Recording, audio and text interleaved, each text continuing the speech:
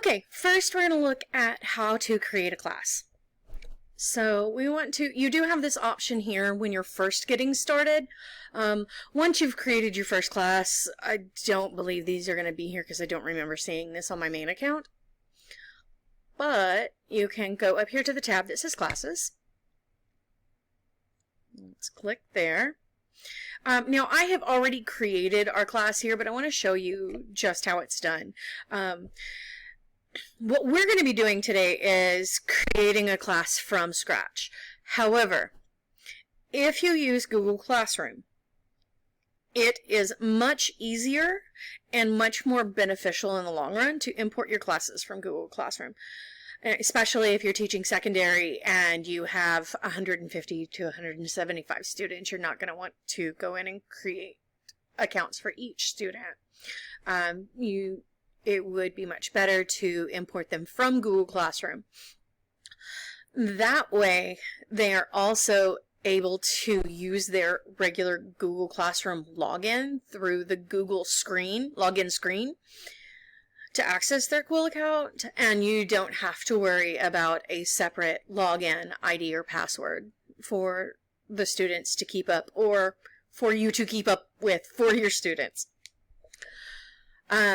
But today, because our class is not going through Google Classroom, I'm going to show you how to create the class independently.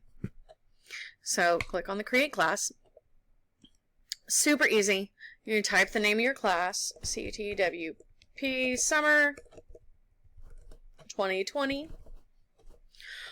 On the grade, that's more for your benefit and possibly for theirs for tracking. I'm not real sure. Because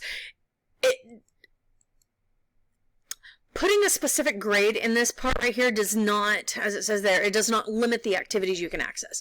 So whether you are labeling your class as a first grade or a senior class, you will have access to the entire library of basic skills and advanced. Then they're going to give you a code here. Now, this code is always going to be 2 words separated by a hyphen, and this is your class code. This is how you will identify your separate classes.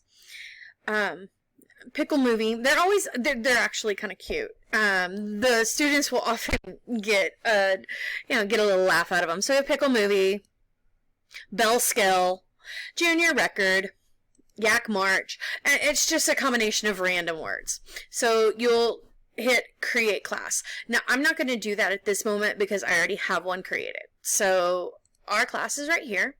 You notice here is our class code. It is Moon Menu. And I clicked Other Grade for us.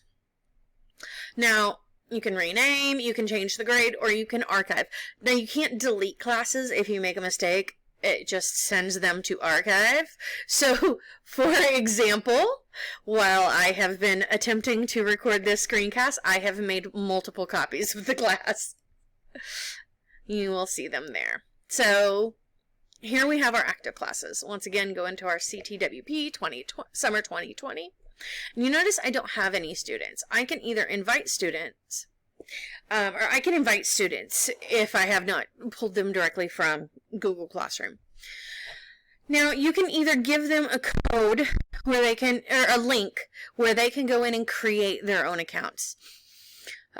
However, I find it is much easier to streamline the process if it's for just a few to create them. And very easy, we will go in and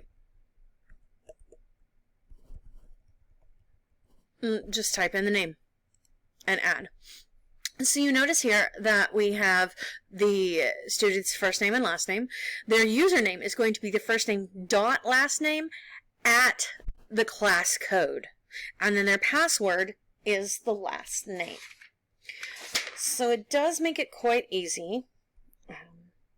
Now, one thing I do want to point out to you, if you misspell their names, which I am notorious for, my spelling is absolutely atrocious, you do have the chance to go in and edit them. However, it will not change the username. So the username will remain the same, and you would have to change that separately. One of them that I wanted to point out, though, I'm going to use Jeremy as an example to point out something. If a student has a hyphenated last name, you're going to want to leave the hyphen out, because the password will not work if you have the hyphen in their last name. So, we are just going to finish typing everybody's name in there.